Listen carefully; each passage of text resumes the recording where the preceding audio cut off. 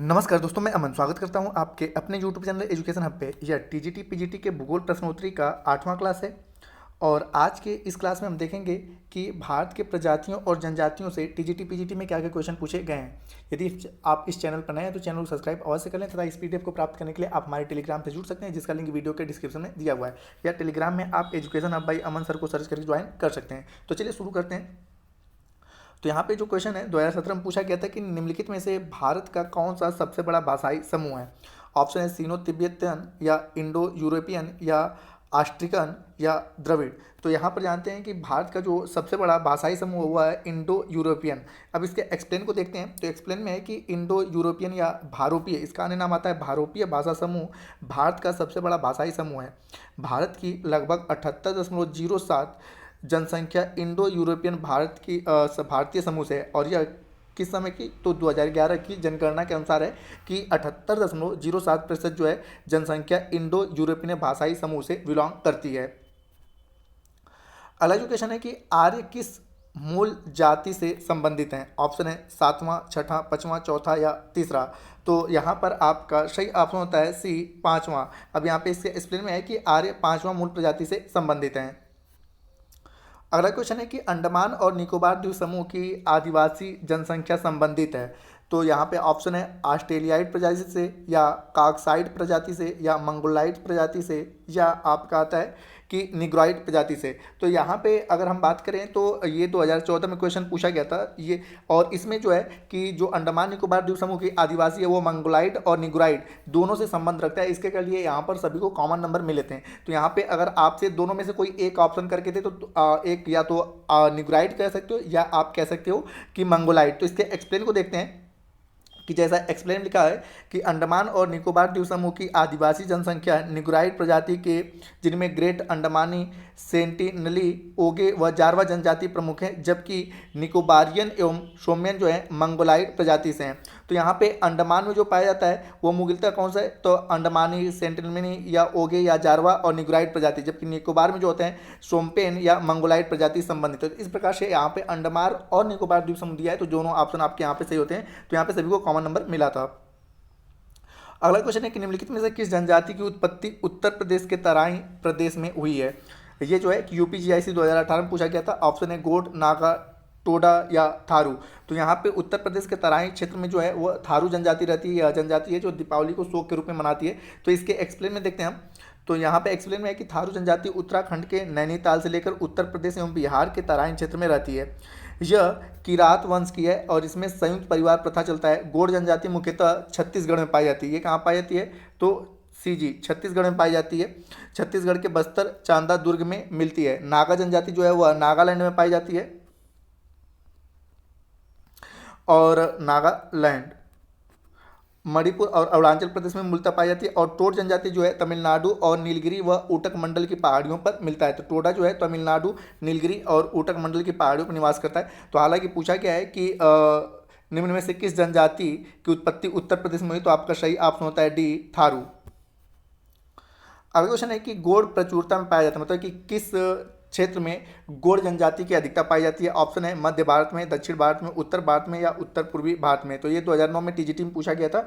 तो यहाँ पे अगर बात करें तो गोंड जो है अधिक मात्रा में पाए जाते हैं मध्य भारत, मतलब कि मध्य भारत, मध्य प्रदेश वाला इलाका यहाँ पर बिलोंग करता है। तो अब इसके एक्सप्लेन को देखते हैं। तो भारत की जनजातियों में गोंड जनजाति द्वितीय सबसे बड़ी जनजाति है। यह प्राग द्रविड़ प्रजाति है। इसकी त्वचा का रंग काला, बाल काले, होठ मोटे, नाक बड़ी व फैली होती है। यह जनजाति मध्य भारत में विशेष रूप से मध्य प्रदेश, छत्तीसगढ़, तेलंगाना व ओडिशा राज्यों में पाई जाती है। अगला जो क्वेश्चन है कि कुछ जनसंख्या में अनुसूचित जनजातियों की जनसंख्या का उच्चतम प्रतिशत है।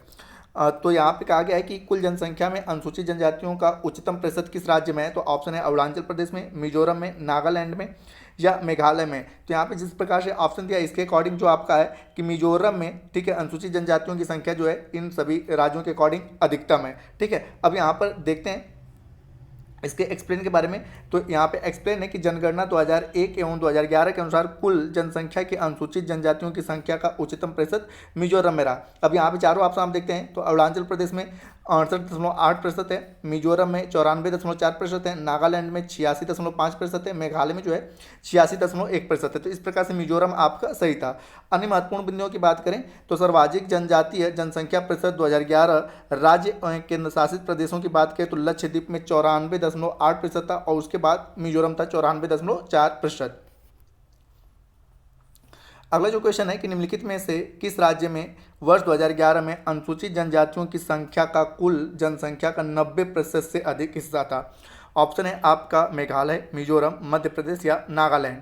तो यहाँ पर आपका सही ऑप्शन होता है बी मिजोरम, जैसा कि पिछले क्वेश्चन में आपको बताया गया है कि 94.4%। ठीक है, 94, तो यहाँ पूछा है कि 90% से अधिक, तो 94.4% अनुसूचित जनजातियों का यहाँ पे, जिसको हम लोग ST के नाम से जानते हैं, शेड्यूल्ड ट्राइब्स, उनका प्रतिशत था मिजोरम में।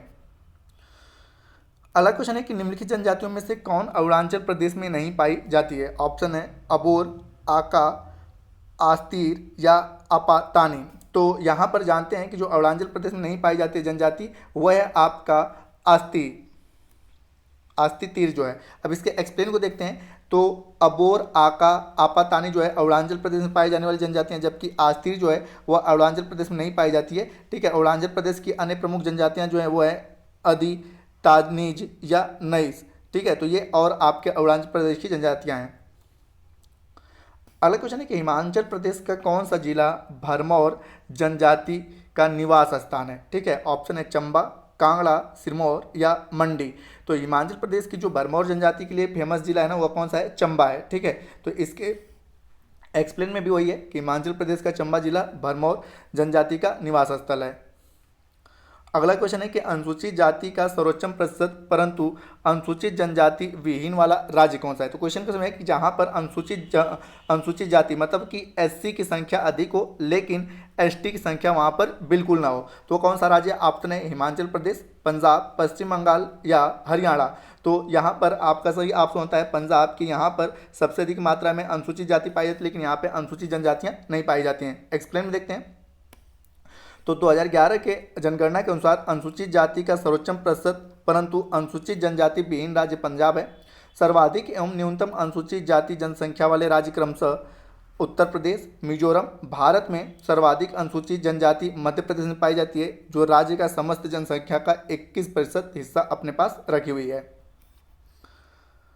अगला क्वेश्चन है कि खासी जनजाति का मूल निवास स्थान क्या है। बिहार, असम, मध्य प्रदेश या बंगाल। तो खासी जनजाति की अगर बात की जाए तो यह क्वेश्चन 2005 में पूछा था और यहाँ पर भी यह डाउट वाला क्वेश्चन रहा जिसके कारण यहाँ पे सभी को कॉमन नंबर मिले। तो इसका एक्सप्लेन देखते हैं तो खासी जनजाति का मूल निवास स्थान जो है मेघालय का है। खासी जो है आपने गारो खासी जयंती या पहाड़ी पढ़ा होगा। ठीक है, तो खासी जनजाति जो है मूलतः मेघालय की है और जहाँ खासी जनजाति निवास करती है खासी जनजाति में मातृसत्तात्मक परंपराएं पाई जाती हैं। तो आपने पढ़ा होगा ना कि गारो, खासी, जयंतिया,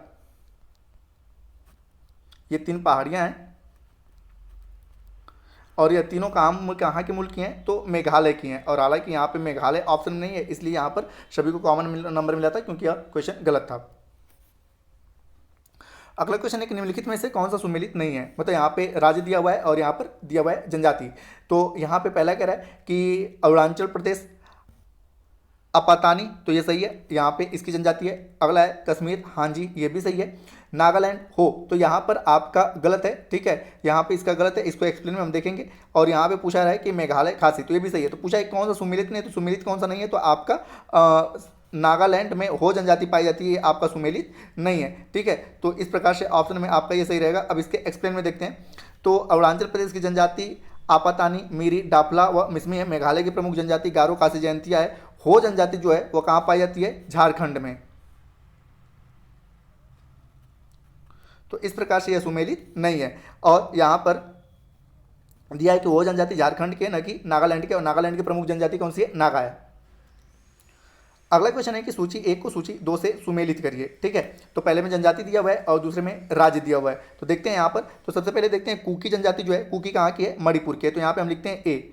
ठीक है, उसके बाद दिया है बकरवाल, बकरवाल जो है जम्मू कश्मीर की है, तो यहाँ पे हम लिखते हैं बी। उसके बाद जो है मोपला, मोपला जो है आपने मोपला विद्रोह सुना होगा, मोपला विद्रोह कहाँ पे हुआ था, केरल में, तो ये आपका है सी। उसके बाद डाफर कहाँ पे, गुजरात का है, ठीक है, तो ये डी आपका, तो ये आपका मैच हुआ और ये 2009 में पूछा हुआ था।